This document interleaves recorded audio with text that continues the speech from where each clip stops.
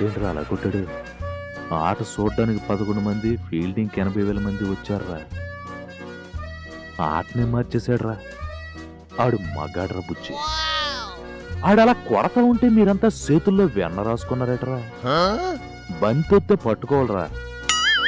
సిక్స్లు ఎలాగా అందో కనీసం బౌండరీలు అన్నా ఆపాలరా బుజ్జి. అయితే ఈసారి ఆ 80,000 మందిని లోపల పెడదాం.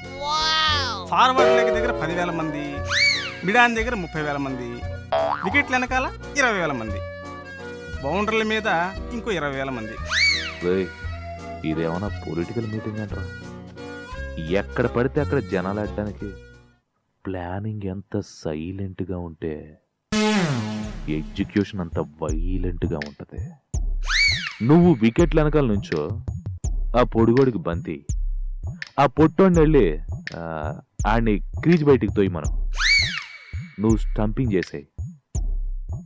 ఏది తేలవలా? సూపర్ మామయ్య.